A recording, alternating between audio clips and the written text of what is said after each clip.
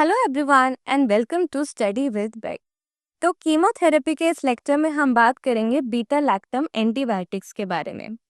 Beta lactam antibiotics में mainly 4 class of antibiotics आती हैं, जो है पेनिसिलिन, सेफेलोस्पोरिन, कार्बापिनिन और मोनोबैक्टम। इसके साथ साथ हम इसमें पोटेंशिएटेड पेनिसिलिन के बारे में भी पढ़ते हैं, जिसमें हम पेनिसिलिन को बीटा लैक्टमेज इनहिबिटर्स के साथ देते हैं।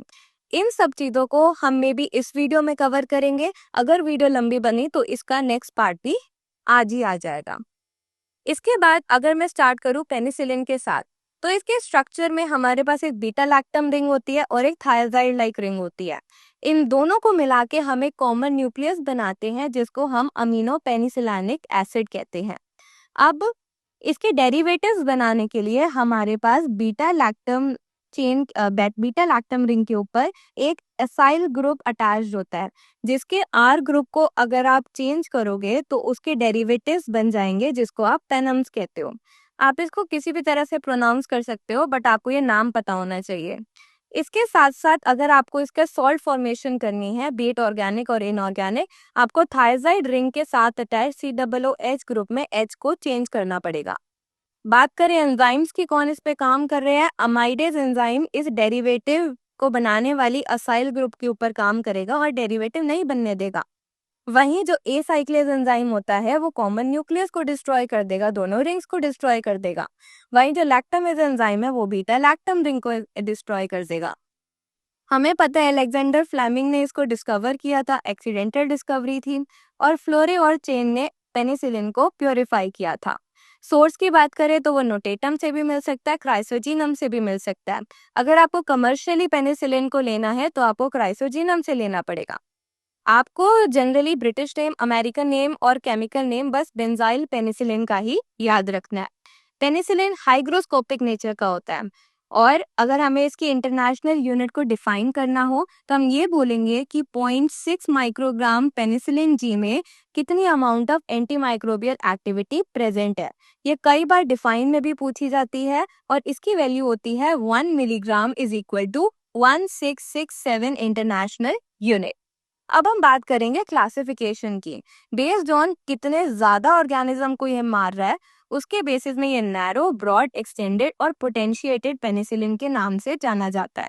जो नैरो होता है वो बस ग्राम पॉजिटिव पे काम करेगा, ब्रॉड वाला ग्राम पॉजिटिव नेगेटिव दोनों पे काम करेगा, एक्सटेंडेड वाला पॉजिटिव के साथ साथ कुछ कुछ नेगेटिव पे काम करेगा।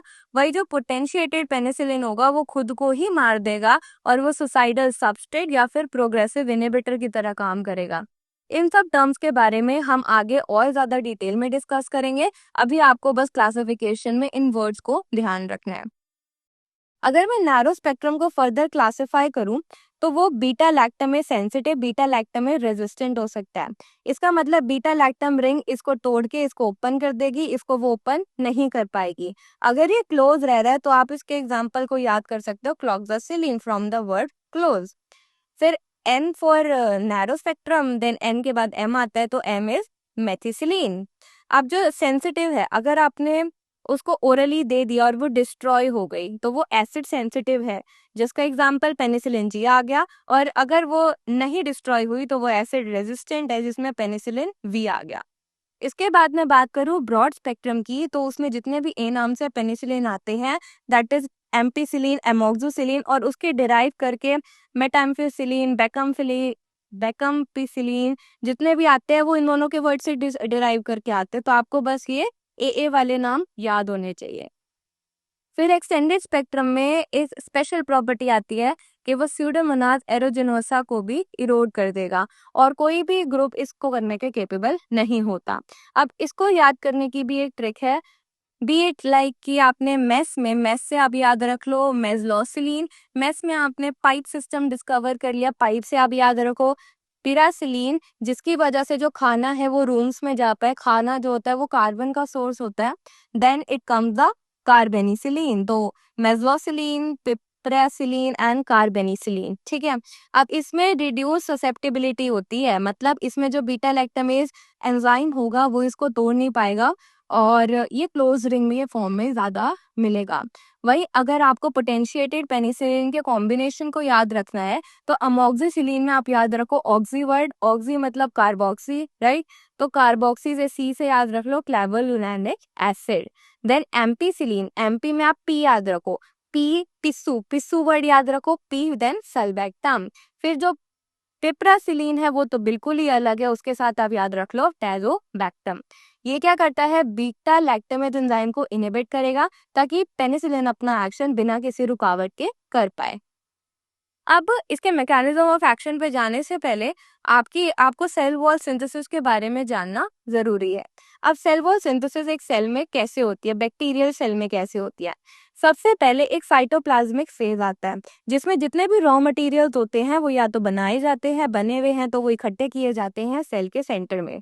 For example NAG unit, NAM unit, PC55 carrier या फिर पेंटापेप्टाइड चेन। जो पेंटापेप्टाइड चेन होती है उसमें सीक्वेंस में 5 अमीनो एसिड होते हैं। फॉर एग्जाम्पल पहले पे होता है एलानिन, दूसरे पे डी ग्लूटामिक एसिड, तीसरे पे एल लाइसिन, चौथे पे डी एलानाइल और पांचवे पे डी एलानिन। याद रखो आखिरी के जो 2 होते हैं वो सेल में डेफिशिएंट है। सेल में ज्यादातर एल फॉर्म प्रेजेंट होती है। अब हमें उसको अवेलेबल बनाने के लिए हमें उसको रेसिमेज एंजाइम के थ्रू एल से डी में कन्वर्ट करना पड़ेगा। उसके बाद हमें उसको डी एलानाइल ग्रुप के साथ कंडेंस करना पड़ेगा ताकि हमारे पास डी एलानाइल डी एलानिन ग्रुप आ जाए। अब कुछ ड्रग्स होती है, फॉर एग्जांपल साइक्लोसीरिन ड्रग्स, वो इस प्रोसेस को इनहिबिट कर देती है। अब हमने साइटोप्लाज्मिक फेज के बारे में पढ़ लिया। दूसरा फेज आता है मेम्ब्रेनस फेज, जिसमें जो भी आपने रॉ मटेरियल कलेक्ट करे वो आपस में क्रॉस लिंक बनाना शुरू कर देंगे। फॉर एग्जांपल नैग और नैम अब आपस में जुड़ना शुरू कर देंगे और नैग नैम का पॉलीमर बना देंगे। अगला स्टेज आता है ट्रांसपेप्टाइडेशन, जिसमें एक कैरियर मॉलिक्यूल होता है जिसमें बैक्ट्रोप्रियन नाम का प्रोटीन होता है जो इस नैग नाम के जो पॉलीमर होता है उसको बीच में से उठाकर पेरिफेरी में जाके अटैच करवाएगा। अब वो वहां पे अटैच कैसे करवाएगा उसको जानने से पहले हम बैक्ट्रोप्रियन की कहानी जानते हैं। अगर जो बैक्ट्रोप्रियन है वो पीपी फॉस्फोराइलेटेड स्टेज में है तो वो एक्टिवेट हो गया, अगर वो सिंगल पी के साथ है तो वो इनएक्टिवेटेड है। और बेसिट्रेसिन जो एंटीबायोटिक होती है वो इसको इनएक्टिवेट स्टेज में जाने ही नहीं देती है और इसकी वजह से हमारा सेल वॉल सिंथेसिस हो ही नहीं पाता ढंग से। वहीं जो पेप्टिडोग्लाइकन सिंथेटेज एंजाइम है अगर वो प्रेजेंट है बैक्टीरिया में, वो भी इस प्रोटीन को इनहिबिट करेगा, उसका स्ट्रक्चर हिंडर करेगा और किसी भी तरीके से इसको पेरिफेरी में जाने नहीं देगा। वही जो वैंकोमाइसिन ड्रग होती है वो भी इस कैरियर पे एक्ट करेगी और उस पॉलीमर को बाहर नहीं जाने देगी। ये जो कुछ ड्रग्स और एंजाइम है वो भी पेनिसिलिन से रिलेट ना करे, बट ये जो मैकेनिज्म है वो इनके साथ ही एसोसिएटेड होता है। तो इस फ्लो चार्ट के थ्रू आपको ये ड्रग्स के बारे में भी जानने का मौका मिल रहा है। इसके बाद ट्रांसपेप्टाइडेशन कैसे होती है? अब ये जो नया पॉलीमर पेरिफेरी में गया है वो प्री एग्जिस्टिंग पॉलीमर के साथ अटैच करेगा और पेंटाग्लाइसिन ब्रिज बनाएगा। कैसे बनाएगा? जो ऊपर वाला होता है उसके थर्ड लाइसिन के साथ और नीचे वाले के फोर्थ डी एलानाइल के साथ वो एक बॉन्ड बनाएगा, that is the pentaglycine bridge. और इस ब्रिज के बनते बनते जो ऊपर वाली चेन होती है उसका जो चौथा एलानिन ग्रुप होता है वो डिटैच हो जाता है और इसके साथ हमारी सेल वॉल सिंथेसिस जो होती है वो कंप्लीट हो जाती है। बात करें पेनिसिलिन के मैकेनिज्म ऑफ एक्शन की तो ये बैक्टीरिसाइडल होता है, वो मार देता है। कैसे मारेगा? इस कैरियर की जगह वो बाइंड कर जाएगा पेनिसिलिन बाइंडिंग प्रोटीन के साथ और पेनिसिलिन बाइंडिंग प्रोटीन से बाइंड होकर वो ट्रांसपेप्टाइडेज एंजाइम को ब्लॉक कर देगा जिसकी वजह से कोई भी लिंकिंग प्रेजेंट नहीं होगी। फॉर एग्जाम्पल पेंटाग्लाइसिन ब्रिज भी नहीं बन पाएगा। दूसरा एंजाइम जो ये इनहिबिट करता है it is the carboxypeptidase enzyme. Carboxypeptidase enzyme जो चौथा एलानाइन ग्रुप था उसको रिलीज करा रहा था, अब ये इसकी रिलीज को भी इनहिबिट कर रहा है। और जो डी एलानाइल और डी एलानिन ग्रुप होता है उसका जो स्ट्रक्चर होता है वो बीटा लैक्टम रिंग के साथ सिमिलर होता है जिसकी वजह से जो पेनिसिलिन होता है वो इसके पे बाइंड करके इनकी जो पेंटापेप्टाइड होती है उनकी लिंकेज को इनहिबिट कर देता है।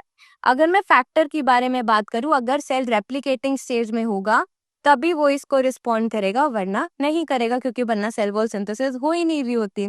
अब एंटी माइक्रोबियल स्पेक्ट्रम की बात करूं तो ये ज्यादातर ग्राम पॉजिटिव में एक्ट करेगा और माइकोबैक्टीरियम, फंगस, प्रोटोजोआ, वायरस पे ये कोई भी एक्शन शो नहीं करेगा। बैक्टीरियल रेजिस्टेंस में आप कोई भी पॉइंट लिख सकते हैं जो हमने पहले डिस्कस किया था। बस ये याद रखना कि इसमें कौन सा एंजाइम इनहिबिट करता है, इसको बीटा लैक्टमेज एंजाइम होता है। फार्माकोकाइनेटिक्स में याद रखो, जो एसिड रेजिस्टेंट ड्रग्स होती हैं उनको आप ओरली नहीं दे सकते। आईएम और सबकट में आपको ऐसी ड्रग देनी है जो डीपो फॉर्मेशन करे, उनका रिलीज स्लो करे। फॉर एग्जांपल ऑर्गेनिक पेनिसिलिन, जिसमें आता है प्रोकेन और बेंजाथीन। आईवी रूट इसमें प्रेफर नहीं किया जाता। क्यों? क्योंकि वो थ्रोम्बोफ्लेबाइटिस कॉज करता है। डिस्ट्रीब्यूशन इसकी लिमिटेड है, जब तक इन्फ्लामेशन इन स्ट्रक्चर्स में नहीं होगी तब तक वो नहीं जाएगा। हम बात करें एक्सक्रीशन की। एक्सक्रीशन में सबसे पहले बात करेंगे कि मेन रूट क्या है। मेन रूट है ट्यूबुलर फिल्ट्रेशन, जिस पे काम करता है प्रोबेन एसिड। और क्योंकि इस पे प्रोबेन एसिड काम करता है तो प्रोबेन एसिड को पेनिसिलिन के साथ देने से वो उसकी हाफ लाइफ को बढ़ा देगा। कैसे बढ़ाएगा? वो खुद को उसकी जगह सिक्रीट कराएगा और उसको बॉडी में रिटेन रखेगा, जिसकी वजह से उसकी हाफ लाइफ जो होती है वो इंक्रीज हो जाती है। साइड इफेक्ट की बात करें तो जो पेनिसिलिन होता है वो हाइपर सेंसिटिविटी कॉज करता है। कैसे? जब बीटा लैक्टमेज एंजाइम पेनिसिलिन पे एक्ट करता है तब वो पेनिसिलोइक एसिड बनाएगा। अब जो पेनिसिलोइक एसिड होता है वो हैप्टेन की तरह काम करता है, दैट आर इनकम्प्लीट एंटीजन, जो कि जब टिश्यू प्रोटीन के साथ अटैच करेगा तब वो कंप्लीट हो जाएगा और वो हाइपर सेंसिटिविटी कॉज करेगा। इसका एग्जाम्पल है जेरिश हेरेक्सीमर रिएक्शन, जिसमें पेशेंट जो होता है उसको मसल पेन, फीवर और मसल कोलैप्स जैसी चीजों का सामना करना पड़ेगा। अब मैंने बोला था कि हम बीटा लैक्टमेज इनहिबिटर्स के बारे में डिटेल में बात करेंगे। तो क्लैवुलिनिक एसिड जो होता है वो बिलोंग करता है क्लैबम सब ग्रुप से, और जो सल्बैक्टम और टेजोबैक्टम होता है वो बिलोंग करता है पेनम ग्रुप से। ठीक है, अब सबसे पहले हम बात करेंगे क्लैवुलिनिक एसिड की। उसका सोर्स क्या है? स्ट्रेप्टोमाइसिस क्लैवलजेंस। ठीक है, अब जो क्लैवुलिनिक एसिड होता है आप उसको एमोक्सिसिलिन के साथ दोगे, ऑक्सी ऑक्सी याद था ना, ऑक्सी के साथ दोगे 1:4 के कंसेंट्रेशन में दोगे और ओरली दोगे। अगर आपको उसको पैरेंटेरली देना है तो क्लैवुलिनिक एसिड का आपको टिकारसिलिन के साथ देना पड़ेगा। आप इसके मैकेनिज्म ऑफ एक्शन की बात करें तो क्लैवुलिनिक एसिड होगा, वो जब कंबाइन करेगा लैक्टमेज एंजाइम में तो ये दो तरीके से इसको इनहिबिट करेगा। पहला, वो उसको धीरे धीरे इनहिबिट करेगा। दूसरा, वो उसके अमीनो एसिड सीक्वेंस को ही चेंज करेगा और उसको इरिवर्सिबली डैमेज कर देगा कि वो पेनिसिलिन को कभी भी परेशान ना कर पाए। इसको हम प्रोग्रेसिव इनहिबिटर भी कहते हैं। क्यों कहते हैं प्रोग्रेसिव इनहिबिटर? क्योंकि पहले वो इसके साथ रिवर्सिबली बाइंड करता है, फिर वो उसके साथ इरिवर्सिबली बाइंड कर जाता है, इसलिए इसकी प्रोग्रेस हो रही है। सुसाइडल इनहिबिटर कहते हैं क्योंकि वो खुद को ही डिग्रेड कर रहा है पेनिसिलिन को बचाने के लिए। दूसरा आता है सल्बैक्टाम। सल्बैक्टाम इंड्यूस ही नहीं होने देता बीटा लैक्टमेज एंजाइम को। इसको हम मेनली पारेंटरली देते हैं और किसके साथ देते हैं? एम्पिसिलिन, पिस्सू या फिर सेफेलोस्पिराजोन के साथ। अगला आता है टैजोबैक्टम। टैजोबैक्टम को आप पिप्रासिलिन के साथ देते हो, पैरेंटरली देते हो। और अगर पूछा जाए कौन सी एंटीबायोटिक का ब्रॉडेस्ट स्पेक्ट्रम ऑफ एक्शन है तो दैट इज द टाजोबैक्टम। हम बात करें ड्रग इंटरेक्शन की तो हमेशा पेनिसिलिन जो है वो एक बैक्टीरिसाइडल ड्रग है, तो अगर आप उसको किसी भी साइडल ड्रग के साथ दोगे तो उसका एडिटिव इफेक्ट मिलेगा। वहीं अगर आप उसको किसी स्टैटिक ड्रग के साथ दोगे तो उसका ओपोजिट एक्शन देखने को मिलेगा। वहीं अगर आप उसको प्रोबेन एसिड के साथ दोगे तो वो ज्यादा देर तक काम करेगा, और अगर आप उसको सैलिसिलेट, ब्यूटाजोन या फिर सल्फोनामाइड के साथ दोगे तो वो पेनिसिलिन को पीबीपी से डिस्प्लेस कर देगा और वो उसको एक्शन इन परफॉर्म नहीं करने देगा। अब हम जल्दी से बात करते हैं कॉन्जुनर्स ऑफ द पेनिसिलिन, मतलब पेनिसिलिन के डेरिवेटिव्स के बारे में बात कर रहे हैं। क्यों जरूरत पड़ी सेमी सिंथेटिक या सिंथेटिक बनाने की? क्योंकि जो नेचुरल पेनिसिलिन होता है वो शॉर्ट एक्टिंग होता है, एसिड लेबाइल होता है, मर जाता है एसिड से। ठीक है। हाइपर सेंसिटिविटी कॉज करता है, लैक्टामेज एंजाइम को मार देता है और बहुत ज्यादा नैरो स्पेक्ट्रम है, हम ज्यादातर केसेस में इसको यूज नहीं कर पाते। आपको इनके बारे में बस वन वर्ड चीजें याद रखनी है। फॉर एग्जाम्पल पेनिसिलिन जी जो होता है वो क्लोस्ट्रीडियल इन्फेक्शन के लिए यूज होता है। पेनिसिलिन वी जो होता है उसमें कल्चर करने के लिए हम एक्स्ट्रा क्या डालते हैं, 2-फेनॉक्सी इथेनॉल डालते हैं। और first semi synthetic acid resistant और लैक्टामेज सेंसिटिव कौन सा पेनिसिलिन था? It was pheneticillin. कौन था? फेनिथिसिलिन। देन दूसरे ग्रुप की बात करें तो हमारे पास है क्लोक्सासिलीन। जो क्लोक्सासिलीन होता है वो मेस्टाइटिस में काम करता है in case of the lactation. अगर ड्राई पीरियड में मेस्टाइटिस हो गई है तब आप क्लोक्सासिलीन को बेंजाथीन के साथ दोगे। और ये काम क्यों कैसे दे सकते हो? Why it is use? क्योंकि वो काम करता है पेनिसिलिनेज प्रोड्यूसिंग स्टेफाइलोकोकाई के अगेंस्ट में, जो कि कॉज करता है मेस्टाइटिस। फिर मेथिसिलीन, कई जो बैक्टीरिया होते हैं वो मेथिसिलिन रेजिस्टेंट होते हैं जिसको हम MRSA कहते हैं। और अगर वो इनसे रेजिस्टेंट है तो बैक्टीरिया की मतलब वो हर एक क्लास से वो रेजिस्टेंट होंगे। They are only susceptible to two group, that is the vancomycin as well as the fluoroquinolone. फिर हमारे पास डिफरेंस आता है एम्पीसिलिन और एमोक्सिसिलिन में।